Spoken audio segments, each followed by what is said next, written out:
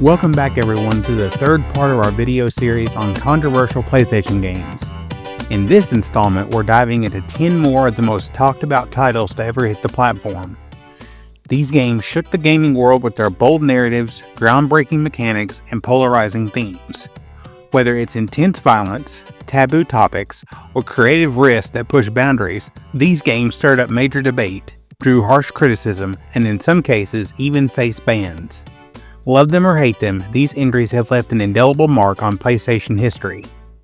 Get ready as we explore another 10 controversial PlayStation games.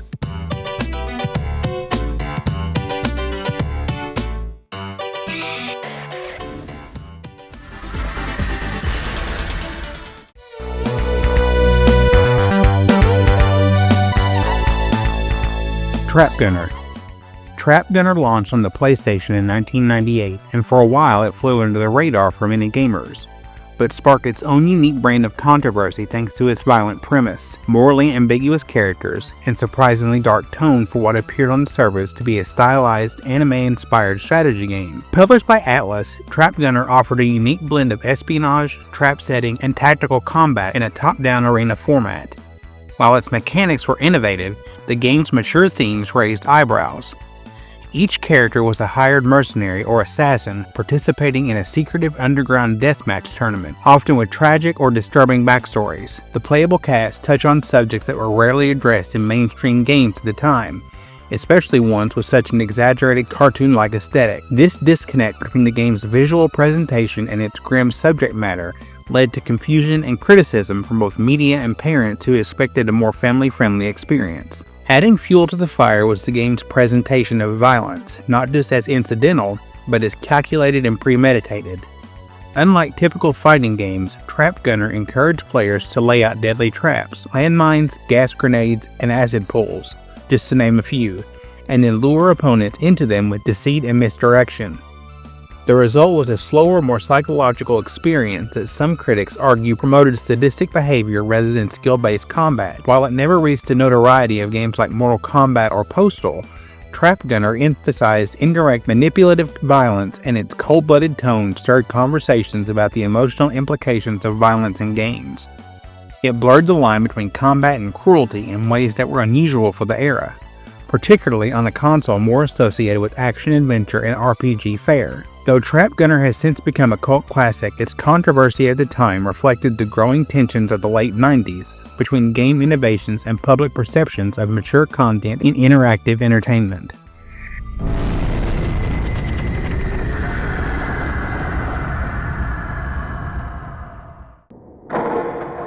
Oddworld, Abe's Oddysee. Abe's Oddysee debuted on the PlayStation in 1997, and it immediately set itself apart with its bleak dystopian aesthetic and unapologetically mature themes. Developed by Oddworld inhabitants, the game follows Abe, a slave worker in a brutal meatpacking plant called Rupture Farms, who discovers that his own people, the Mudokons, are next in line to be processed as food.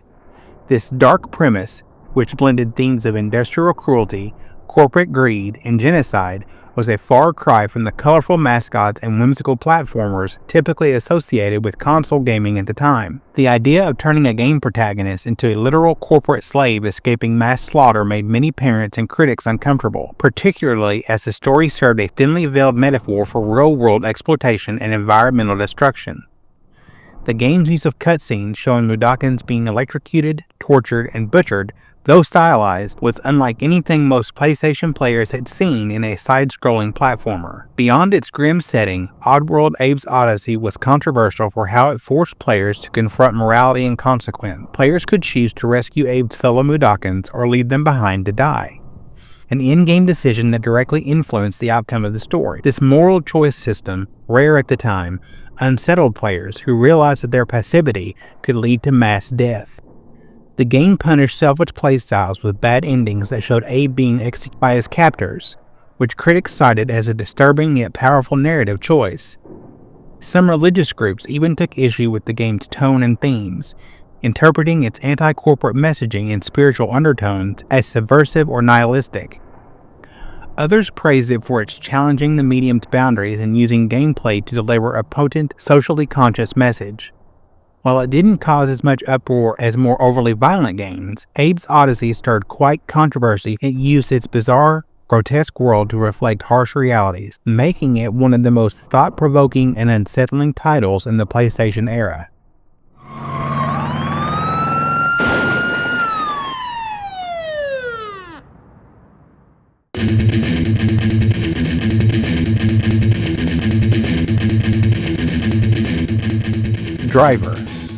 Driver launched on the PlayStation in 1999, and it was widely praised for its cinematic car chases, open-world environments, and gritty narrative, elements that felt like a direct homage to 1970s cop films.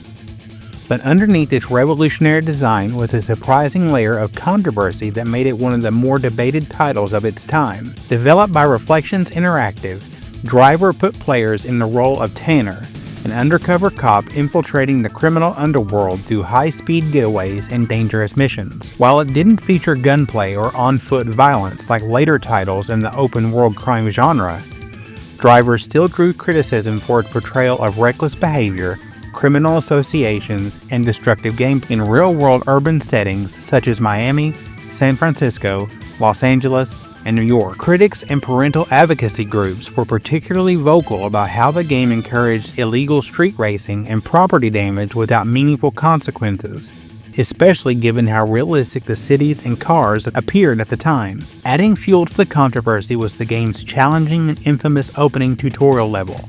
Set in a dimly lit parking garage, it required players to perform a complex list of stunts, all without clear instruction, leading many to accuse the game of being punishing and inaccessible, especially for younger players.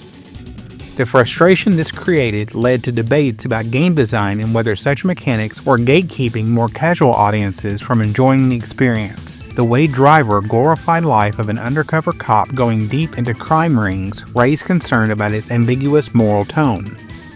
There was no clear system of accountability, and the game's narrative often blurred the lines between justice and vigilantism. This, paired with its urban chaos and high-speed destruction, grew inevitable comparisons to the still controversial Grand Theft Auto series, even though Driver launched before GTA 3 would redefine the genre.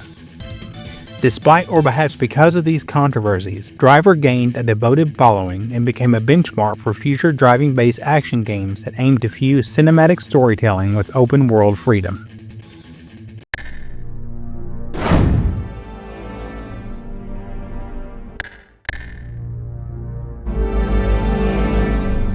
The Crow: City of Angels. City of Angels released for the PlayStation in 1997, and it brought with it not just a licensed adaptation of a cult favorite film, but also a wave of criticism and controversy.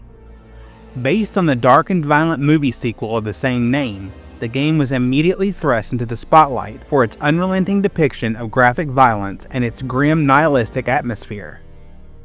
Unlike other beat-em-up titles of the era that leaned into stylized or cartoonist aesthetics, The Crow featured gritty urban backdrops soaked in blood and vengeance, with gameplay that involved pummeling enemies into submission using brutal melee combos, bladed weapons, and even firearms.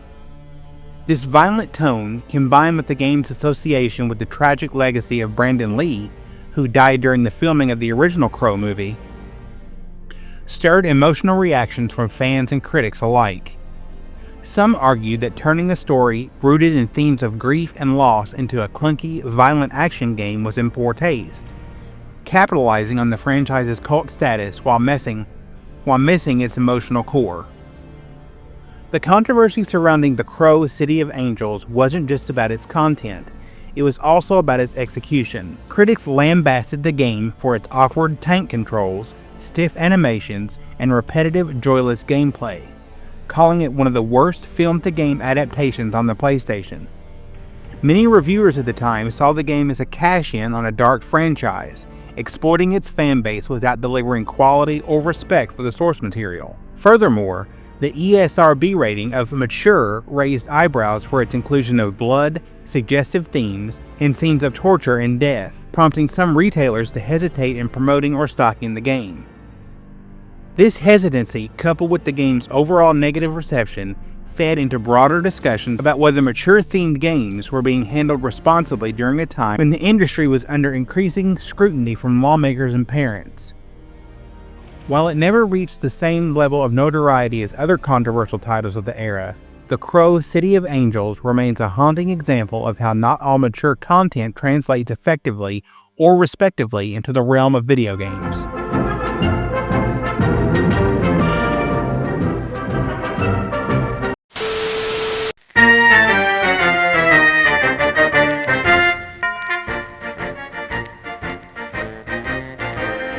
Hogs of War. Hogs of War launched for the PlayStation in 2000, and it stood out as a turn-based tactical combat game with a satirical edge. But that very edge sparked controversy. Set in a fictional, war-torn world populated entirely by anthropomorphic pigs, Hogs of War borrowed heavily from real-world World War I and II imagery, uniforms, and accents. Each team of pigs represented a different parody of a national military force: British, French, German, Japanese, Russian, and American, with exaggerated accents and stereotypical behavior that critics and some players found offensive. The German pigs, for example, spoke in guttural tones and wore uniforms suspiciously similar to the World War II era attire, while the Japanese pigs were depicted with thick accents and often assigned roles like kamikaze-style attacks. This led to accusations of xenophobia and insensitivity, as the game was seen by some as reducing global cultures to wartime characters for comedic effect. While the developers claimed the game was a parody of war itself rather than any one group, the use of these broad and unflattering stereotypes in a lighthearted context was enough to stir discomfort. Beyond the racial and cultural satire, Hogs of War also sparked debate over its use of war as a comedic setting, something that wasn't as widely accepted at the time. Though games like Worms had explored similar ground with cartoonish violence, Hogs of War leaned harder into military imagery, compete with somber trench warfare backdrops, propaganda-style menus, and a grim sense of strategic destruction. It attempted to balance crude humor with heavy themes, but many critics found the juxtaposition jarring rather than funny. The fact that the game featured full voice-over narration from the British comedian Rick Mayall, known for his over-the-top, irreverent humor, only heightened the absurdity, and for some, the inappropriateness of the setting. While Hogs of War has since gained a cult following for its unique mechanics and personality, its initial release was marred by controversy over how it portrayed war, culture, and history. In a gaming landscape increasingly aware of representation and tone, Hogs of War walked a fine line between satire and offense, and not everyone agreed on which side it landed.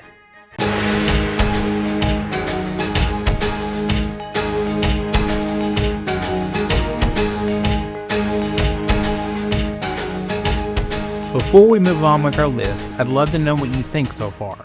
Sound off in the comments below if you're enjoying this video. And while you're down there, be sure to hit the like button. It helps out more than you know. And be sure to subscribe so you don't miss any upcoming videos. Okay, back to the list.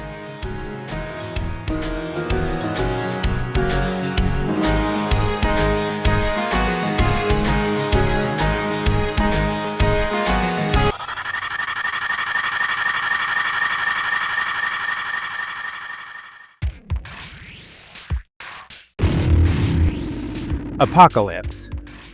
Apocalypse launched for the PlayStation in 1998, and it attracted attention not just for its high-octane, third-person shooter gameplay, but also for its surprisingly edgy and controversial themes, especially considering it featured Bruce Willis as its star.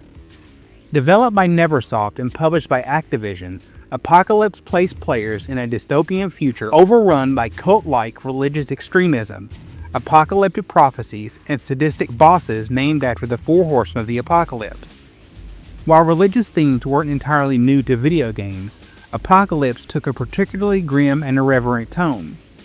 The game depicted religious iconography twisted into grotesque enemies and environments, and its storyline, which centered around a mad scientist turned cult leader trying to bring about the literal end of the world, was seen by some religious groups as disrespectful and blasphemous. The use of biblical symbolism to serve a hyper-violent narrative raised eyebrows, especially in a climate where video game content was already under intense scrutiny from parent groups and media watchdogs in the late 90s.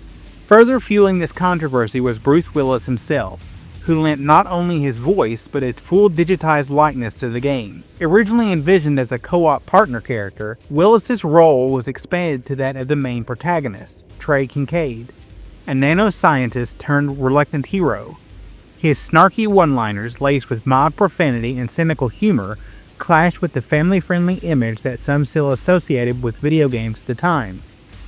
The inclusion of a Hollywood A-lister in such a dark and violent game blurred the line between gaming and mainstream media, prompting concerns about the normalization of graphic violence through celebrity endorsement. Critics argued that the game's combination of star power, religious parody, and relentless gunplay made it more of a spectacle than a responsible work of entertainment. While Apocalypse never reached the level of controversy seen with titles like Doom or Mortal Kombat, it still played a key role in the growing conversation about violence, religion, and celebrity influence in gaming. Over time, it has earned a cult following for its fast-paced action and grungy aesthetic, but its legacy remains intertwined with the cultural debates it helped to ignite.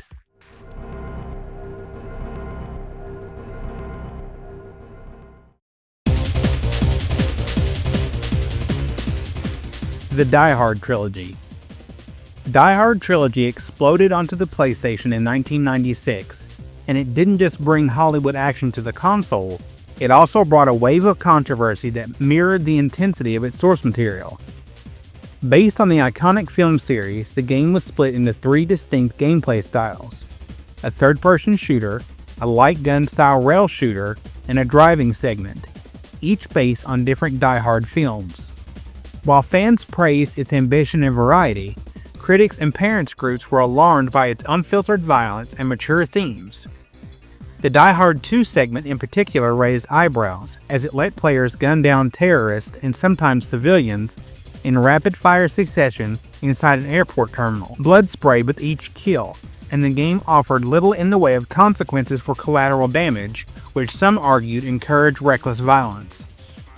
Considering this was a time of increasing scrutiny over the effects of video game violence on young players, Die Hard Trilogy quickly became a poster child for games that pushed the boundaries of what was appropriate on mainstream consoles. What added to the controversy was the game's unapologetic use of profanity and gritty realism, especially in the first Die Hard segment set inside Nakatomi Plaza.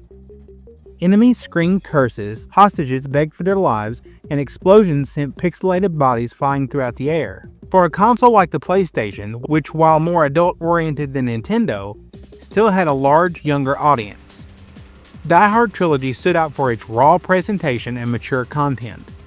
Some retailers debate whether to stock the game without an age restriction, and few advocacy groups even called for more stringent ESRB labeling, arguing that the game's M rating wasn't being taken seriously enough by parents. While it avoided outright bans or lawsuits, the game contributed to the growing conversation around the need for a better enforcement of age ratings in retail spaces. Despite, or perhaps because of the backlash, Die Hard Trilogy was a commercial hit, and it's still remembered for its chaotic gameplay and boldness in adapting an R-rated movie franchise into an equally intense video game experience. Rage Racer.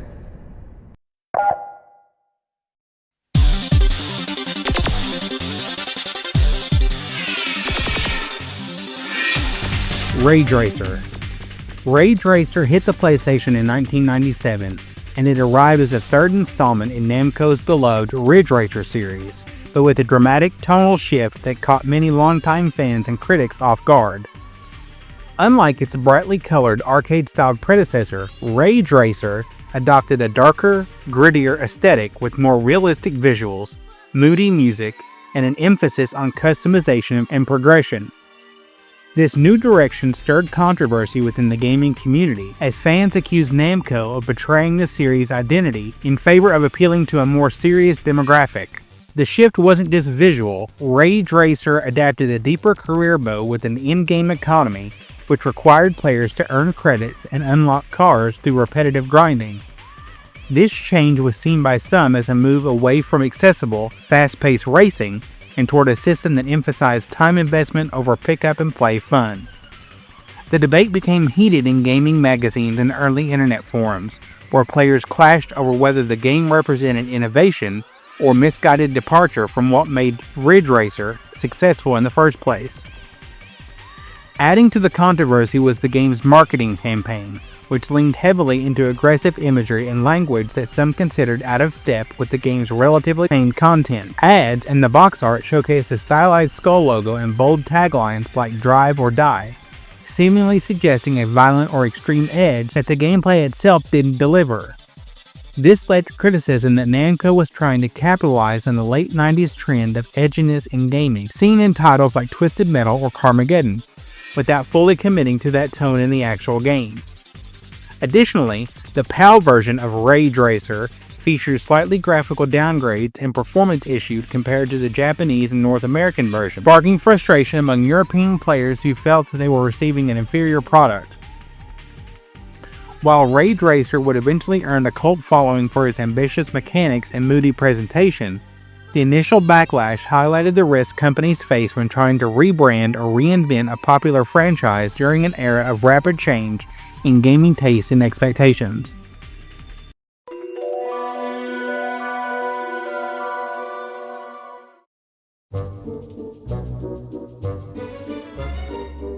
Jersey Devil. Jersey Devil launched on the PlayStation in 1998, and it aimed to stand out in a crowded field of 3D platformers by embracing a darker, more gothic aesthetic inspired by comic books' urban legends. Developed by Behavior Interactive, the game featured a mischievous, purple-horned anti-hero based on the infamous New Jersey folklore creature. While its premise was meant to be edgy and unique, controversy quickly emerged due to the game's eerie tone, nightmarish setting, and unsettling imagery, all presented in a format traditionally associated with family-friendly gameplay. Parents and critics raised concern that the game's horror-tinged visuals, eerie music, and creepy enemies were inappropriate for younger players, despite its otherwise cartoonish design. Its juxtaposition of kid-friendly mechanics with grim environments, such as haunted laboratories and shadowy forests, led to confusion over who the game was actually for. This dissonance caused retailers in some areas to hesitate when placing it near more traditional children's games, and even led to some parents returning it, believing it was too intense for their kids. Beyond its visual identity, Jersey Devil also caught flack for the way it presented violence and perceived themes. Although not graphic by any means, the game featured numerous sequences where players destroyed living creatures, interacted with mutated villains, and navigated environments that carried macabre overtones, such as abandoned asylums and bioexperimentation labs. The titular character's rebellion, personally combined with his destructive approach to solving problems, drew criticism for glorifying delinquent behavior. Some media watchdogs argued that the game promoted chaos and aggression under the guise of quirky platforming, particularly given the game's lack of moral framing or clear heroic goals. This critique was amplified during a time when video games were increasingly being scrutinized for their influence on children's behavior. Although Jersey Devil never reached the infamy of titles like Night Trap or Mortal Kombat, its unusual blend of spooky aesthetics and family-oriented mechanics made it a lightning rod for the debate about the evolving identity of platformers in the late 90s.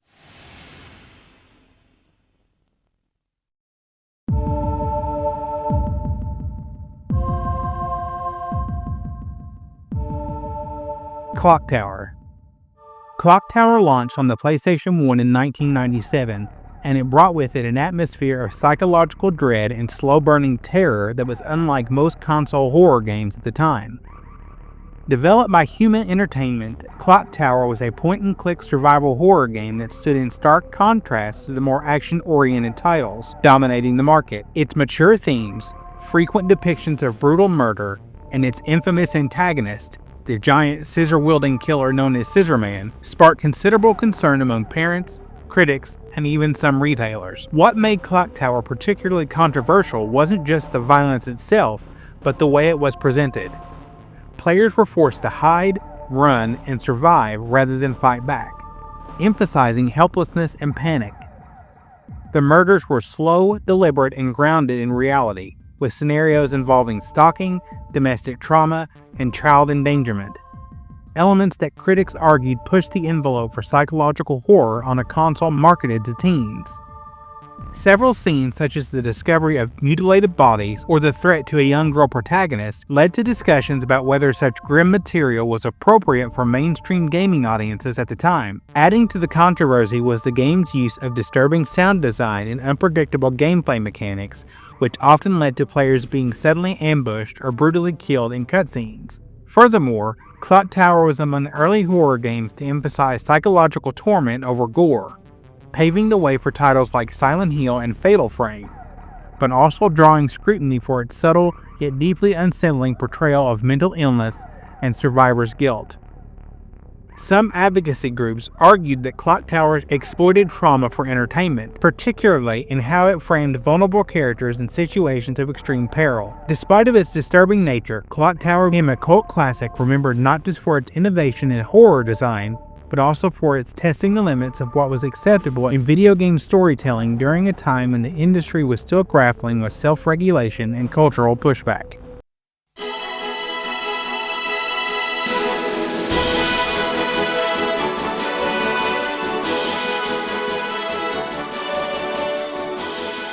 And that wraps up part 3 of our deep dive into the most controversial PlayStation 1 games ever released. As we've seen, the PlayStation 1 wasn't just a home for groundbreaking graphics and genre-defying gameplay, it was also a platform that wasn't afraid to push boundaries, stir up debate, and challenge the status quo of what was acceptable in mainstream gaming. From psychological horror to political satire and ultra-violence, these titles sparked conversations that echoed far beyond the living room. Whether they were misunderstood, mishandled, or simply ahead of their time, each game we covered left a mark on the industry and on players who experienced them firsthand.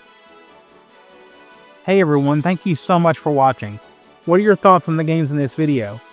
Let me know what you think, and if you have any suggestions, let me know and they'll be added to the last part in the series. If you liked this video, please leave a like. If you didn't, that other button seems to work pretty well too. And if you're new here, please consider subscribing for a plethora of gaming-related content, including but not limited to controversial games. Thank you so much for watching, and I'll see you in the next one.